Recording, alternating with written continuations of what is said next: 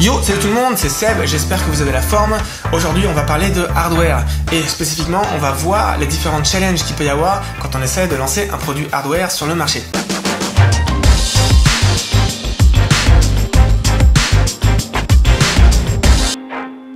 Ça fait personnellement plusieurs mois, voire même quasiment une année que je travaille sur un tout petit projet hardware. Il s'agit d'un gyrophare connecté. Aujourd'hui, j'ai une bien meilleure idée de ce que ça représente de lancer un tel produit et je peux vous dire qu'il y a des sacrés challenges, même pour un produit très simple comme le mien. Aujourd'hui, je vais simplement vous parler des problématiques à travers lesquelles je suis passé et essayer de vous donner quelques petites astuces que j'ai dû développer au fur et à mesure que j'ai travaillé sur ce projet, en espérant que ça puisse peut-être en aider certains d'entre vous. Alors déjà, je propose de partir sur 4 problématiques, 4 challenges quand on fait du hardware, et puis je vous donnerai un 5e petit point qui sera plutôt une update sur où j'en suis avec mon propre projet de gyrophare connecté.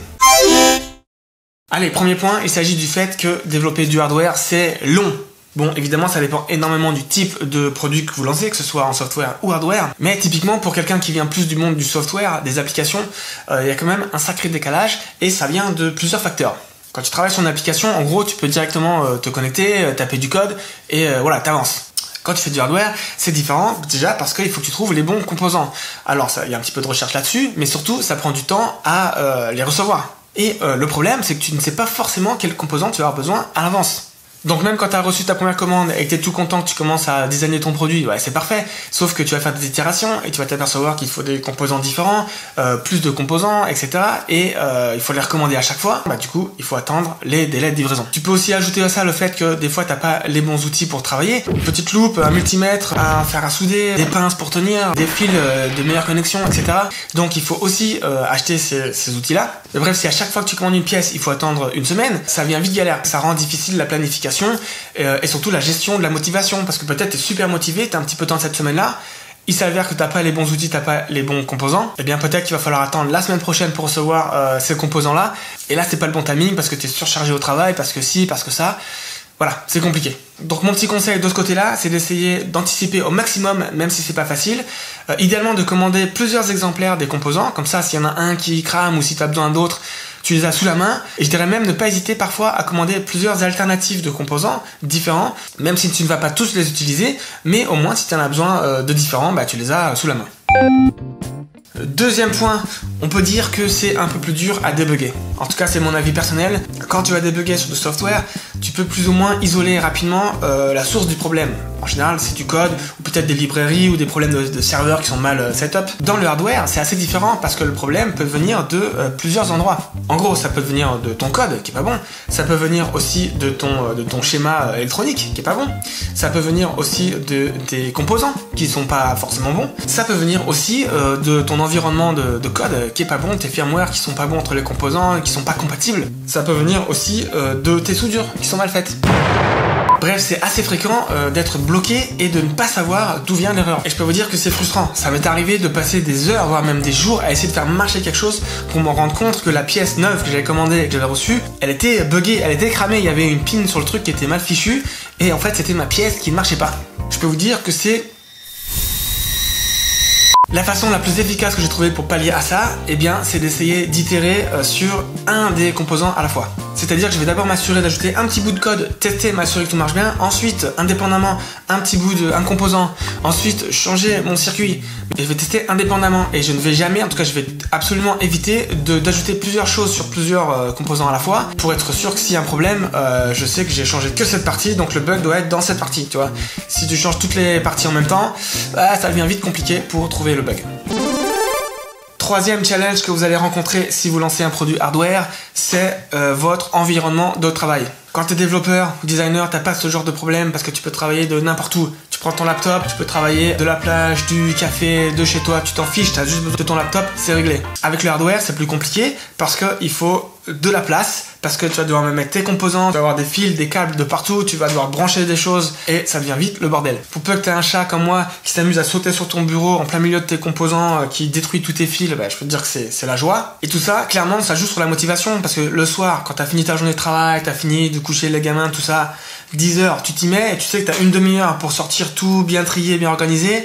Tu as aussi une demi-heure pour tout ranger après. Donc sur une session de 2 heures, t'en as que la moitié sur lequel vraiment tu vas avancer. L'autre moitié moitié c'est purement de l'organisation. Eh bien je te dis qu'il y a des soirs, tu réfléchis à 2 fois avant de te lancer dans une session parce que ça demande de l'énergie. Ma solution perso pour essayer de pallier à ça, c'est d'essayer d'avoir mes composants plus ou moins prêts dans un endroit accessible et puis que j'ai juste à les transposer sur mon bureau et essayer d'avoir des choses bien organisées dans des boîtes pour que ce soit facile. Je veux faciliter au maximum le fait de me préparer et de me lancer. Si c'est rangé dans des boîtes, dans des placards, dans des machins qu'il faut tout sortir, c'est mort, je le fais pas, c'est trop compliqué. Pause. Prends juste une seconde pour expliquer un petit peu c'est quoi la chaîne si tu débarques. Je m'appelle Steph, je suis entrepreneur et je partage un peu mes expériences de start-up, histoire de peut-être vous aider ou peut-être vous inspirer. Bref, si t'aimes le monde de l'entrepreneuriat, tech, start-up, indie maker, eh bien je t'encourage à t'abonner à cette chaîne parce qu'il y aura sûrement des vidéos qui te plairont. 4e point, c'est plus difficile d'obtenir de l'aide. En tout cas, c'est mon expérience. Il y a moins de ressources en ligne, il y en a quand même. La communauté est forte. Je dis pas qu'il y a rien, au contraire. Mais si on compare par rapport au software, c'est plus difficile. Dans le software, tu tapes n'importe quelle question, tu vas sur Stack Overflow, ta réponse, tu vas la trouver. Sur le hardware, tu risques de chercher un peu plus longtemps. Ça, c'est un premier point. Mais un deuxième point, c'est que en plus, si tu veux chercher de l'aide professionnelle, ou en tout cas de l'aide d'un expert, même là, les personnes vont avoir du mal à t'aider parce que, contrairement au software, tout ne peut pas se faire à distance. Comme je le disais plus tôt, un problème, il peut venir soit de ton code, soit de ton environnement, soit de tes composants, soit de tes soudures. Et la personne qui va chercher à t'aider, elle ne pourra pas répliquer exactement ton même setup. Elle pourra checker ton code, oui, elle pourra regarder un petit peu tes schémas électroniques, ok, mais quand il s'agit de tester en vrai le hardware, ça bloque, elle n'aura pas les mêmes composants que toi, elle ne va pas s'amuser cette personne à commander toutes les bonnes pièces, répliquer le circuit électronique pour tester de son côté. Et donc de ce côté-là, tu es quand même un peu livré à toi-même, tout seul dans ton coin, et faut se débrouiller quoi. Et pour pallier à ce problème, eh bien écoutez, je n'ai pas vraiment de solution. Je n'ai pas trouvé... Voilà, je sais pas. Si vous savez, si vous avez des idées, partagez, mais c'est un des points, moi je trouve, qui est difficile à régler. Allez, on parle du 5e point bonus où je vous raconte un petit peu où j'en suis avec mon projet de gyrophare connecté. Eh bien, j'ai envie de dire que malgré tous ces challenges, ça avance quand même, ça progresse. C'est juste que c'est long, c'est sûrement plus long que ce que j'avais imaginé. Mais voilà, je suis passé à travers plusieurs itérations, plusieurs prototypes. Les 2 premiers prototypes que j'avais marchaient à peu près, mais j'avais des problèmes avec certains des composants quand il fallait réduire en taille les circuits imprimés. C'était difficile de trouver les bons composants, certains n'étaient pas de super qualité, ça chauffait un petit peu trop, ça cramait les pièces un petit peu trop vite, donc pas ultra fiable sur du moyen terme. Donc j'ai dû revoir plusieurs fois mes circuits, revoir plusieurs fois la façon dont je gère tout ça. Ça c'est pour la partie purement hardware. Pour la partie software, c'est pareil, j'ai testé plusieurs solutions d'architecture pour pouvoir permettre aux gens de connecter leurs applications au gyrophare. J'ai testé des trucs qui étaient trop compliqués, trop longs pour l'utilisateur pour mettre ça en place. Donc ça m'a pris du temps pour trouver une solution qui soit vraiment facile pour l'utilisateur, qui puisse connecter son gyrophare et ensuite connecter n'importe quelle application dessus sans trop galérer, sans que moi ça me coûte une blinde pour développer ou même pour maintenir. Donc là de ce côté-là, je pense que j'ai quelque chose qui tient à peu près la route pour pouvoir commencer. Donc mon plan à partir de là, c'est d'essayer d'arriver à lancer un espèce de précommande bêta en début 2021.